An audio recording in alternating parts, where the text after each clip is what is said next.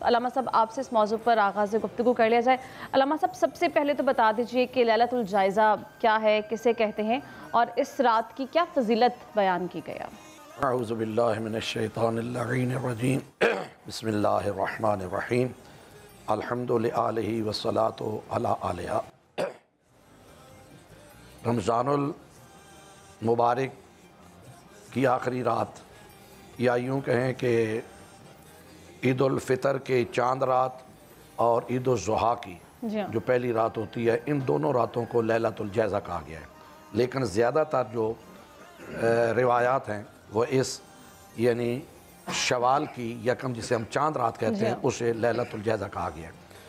اور اس کے متعلق یہ ہے کہ دراصل پورا مہینہ جو ایک مسلمان نے، مومن نے، بندہ خدا نے اس کی بارگاہ میں اپنی عجز و انکساری کے ساتھ عبادات کی، دن کو روزہ رکھا، رات کو شب قدر میں عبادت کی، تو خداوند متعال اس بندے کو اس رات کو ان تمام عبادات کا اجر عطا فرماتا ہے۔ بلکہ ایک روایت میں تو یوں ملتا ہے کہ پورے رمضان المبارک میں پہلا، دوسرا، تیسرا عشرہ، جتنا ہر عشرہ میں خداوند متعال لوگوں کو جہنم کی آگ سے نجات دلواتا ہے، اور اس ہی قدر اس ایک شب، آخری شب جو ہوتی ہے، اتنے لوگوں کے اس ایک رات میں، اور اللہ رب العالمین کی طرف سے یہ آواز آتی ہے آتف غیبی سے، ہے کوئی ایسا جو آج کی رات گناہگار ہو اور اس کی پیٹھ گناہوں کی بوجھ کی وجہ سے نون خمیدہ ہو چکی ہو، میری بارگاہ میں وہ توبہ کرے، اس کے گناہوں کو میں معاف کر دوں۔ ہے کوئی ایسا آج کی رات کے جسے رزق کی تنگی ہے، میری بارگاہ میں آ کر وہ دعا کرے، میں اس کے رزق میں وسعت پیدا کر دوں۔ ہے کوئی ایسا بیمار جو اب تک آج تک شفا یاب نہیں ہوا اور میرے وہ دروازے پہ آ کر دعا مانگے اور میں اس کو شفا یاب کر دوں۔ تو گویا یہ رات جزا کی رات ہے، اعمال کی قبولیت کی رات ہے، عبادات کے اجر کی رات ہے۔ لیکن ہم لوگ اس رات کو اکثر ضائع کر دیتے ہیں۔ چاہیے تو یہ کہ اس رات میں اللہ کی عبادت کی جائے، اللہ کی ہستی کے سامنے خداوند متعال کی بارگاہ میں انسان سجدہ سر بسجود ہو اور اپنے گناہوں کی توبہ کرے، مغفرت کرے۔ اور توبہ پورے رمضان میں اگرچہ کی جاتی ہے، لیکن پھر اللہ رب العالمین کا رسول حضور اکرم صلی اللہ علیہ وسلم کے ایک فرمان گرامی ہے کہ بدبخت ہے وہ انسان جو پورے رمضان میں اپنے گناہ معاف نہ کروا سکے۔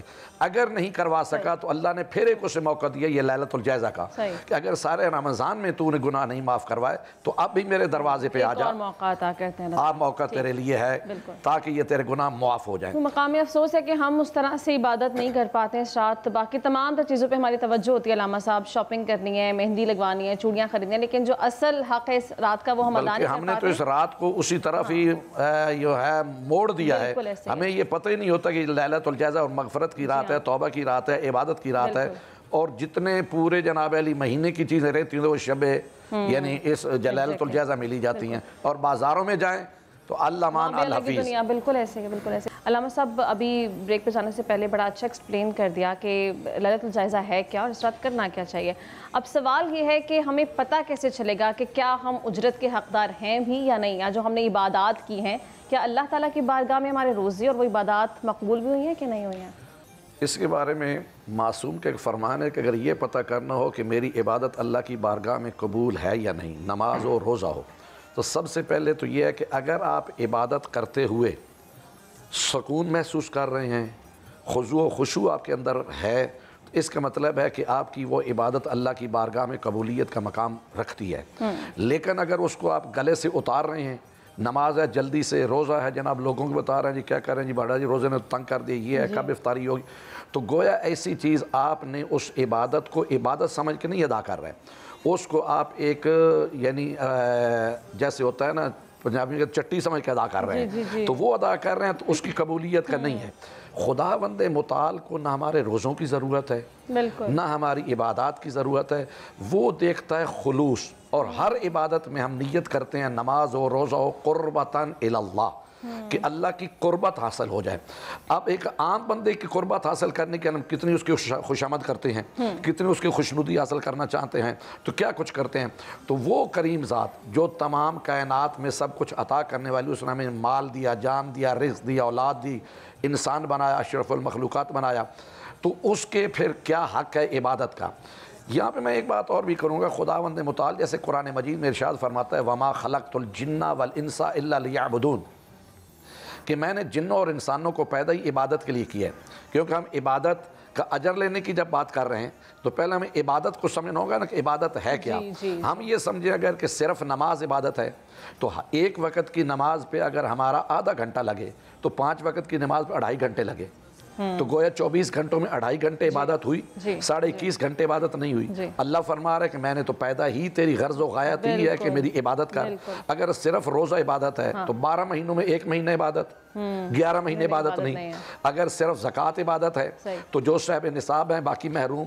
تو یہی حضور علیہ الصلوۃ والسلام سے پوچھا کہ یا رسول اللہ عبادت کہتے کسے ہیں؟ اللہ جو فرما رہا ہے کہ وما خلقت الجن والانس الا لیعبدون, تو عبادت کا مفہوم کیا ہے؟ فرمایا ہر وہ کام جو خدا اور رسول کی رضا کے لیے اور قربت کے لیے کیا جائے وہی عبادت ہے. کیا بات ہے. اگر آپ صبح سے شام تک یہیں چینل پہ خدا اور رسول کی رضا کے لیے بیٹھے ہیں تو عبادت ہے. بازار میں اگر آپ ایک دکاندار بیٹھے ہوئے خدا اور رسول کی رضا کی عبادت ہے, لیکن کہتے ہیں چلو جی بازار میں جاتے ہیں, ویسے تو آج چھٹی ہے, شغل میلہ بھی ہو جائے گا, کچھ آ بھی جائے گا, تو صبح سے شام تک بیٹھنا بھی یہ عبادت نہیں ہے بلکہ گناہ ہے. خلوص و اخلاص عبادت میں ہے تو یقیناً اس کا اجر بھی ملے گا, بلکہ اجر مانگنے کی ضرورت نہیں ہے, وہ کریم خود اس کا اجر عطا فرمائے. ٹھیک ہے, تو عید پر ہمیں عید کیسے گزارنی ہے؟ علامہ صاحب ابھی بریک پہ جانے سے پہلے حافظ صاحب نے بڑا اچھا ذکر کیا کہ سب سے پہلے اپنے دلوں کو جو ہے وہ قدرتوں سے نفرتوں سے پاک کرنا چاہیے. لیکن ہمارے ہاں یہ کانسیپٹ بن چکا ہے کہ ہم آس پاس جتنے لوگ ہیں ان سے تو ٹھیک طرح سے مل رہے ہوتے ہیں, لیکن کہیں نہ کہیں دلوں میں وہ ہم نے گرجز, نفرتیں وہ ہولڈ کی ہوئی ہوتی ہیں اور دل اس طرح سے صاف نہیں ہوتے عید کے دن بھی. تو اس عید کے بارے میں کیا کہا گیا؟ یقیناً اس میں تو پہلی بات ہے کہ جو حضور علیہ الصلوۃ والسلام کا فرمان گرامی ہے کہ جو کچھ اپنے لیے پسند کرو وہی دوسروں کے لیے پسند کرو. اگر میں چاہتا ہوں کہ ہر بندہ مجھے عزت دے تو میں دوسرے کو عزت دوں. میں چاہتا ہوں کہ اگر میں کہیں پہنچوں تو میرا استقبال کیا جائے تو دوسرے کا میں اٹھ کے استقبال کروں. میں چاہتا ہوں میری کوئی غیبت نہ کرے تو مجھے کسی کی غیبت نہیں کرنا چاہیے. میں کہتا ہوں جناب ہر بندہ مجھے اچھے الفاظ میں یاد کرے تو مجھے دوسروں کو اچھے الفاظ میں یاد کرنا چاہیے. بلکہ میں تو کہتا ہوں اکثر کہ اگر حضور علیہ الصلوۃ والسلام کسی ایک فرمان پہ عمل کر لیا جائے نا کہ جو کچھ اپنے لیے پسند کرو وہ دوسرے پورے کا پورا معاشرہ جو ہے وہ ٹھیک ہو سکتا ہے. تو جہاں تک بات رہی عید کی, عید کا جو کنسیپٹ ہے دراصل یہ بھی ہے, مطلب اس کا ایک لوٹنا. اب کہاں پہ لوٹنا ہے, کیا لوٹنا ہے کہ جیسے ہم نے پورا مہینہ رمضان المبارک کا عبادت میں گزارا, رمضان میں گزارا, اس کے بعد ہم عید والے دن اس کے شکر کے طور پر کہ یا اللہ تیری ذات کا شکر ہے تو نے مجھے یہ توفیق عطا فرمائی کہ جو فریضہ تو نے میرے اوپر عائد کیا تھا میں اس کو بآسن طریقے سے نبھا لیا ہے. لیکن ہمارے ہاں بدقسمتی سے کہ جتنی بھی ہم نے رمضان المبارک میں عبادت کی ہے اس سے زیادہ عید والے دن ہم اگر میں یہ کہوں تو بے جا نہ ہوگا کہ گناہوں کی طرف راغب ہو جاتے ہیں. ہم کہتے ہیں عید نام ہے ہلہ گلا کا, ہلڑ بازی کا, نہیں. دراصل حضرت علی علیہ الصلوۃ والسلام ارشاد فرماتے ہیں کہ کسی نے پوچھا جی عید ہے کیا, اور ارشاد فرمایا کہ ہر وہ دن مومن کا عید کا دن ہے جس دن وہ نافرمانی خدا سے بچ جائے.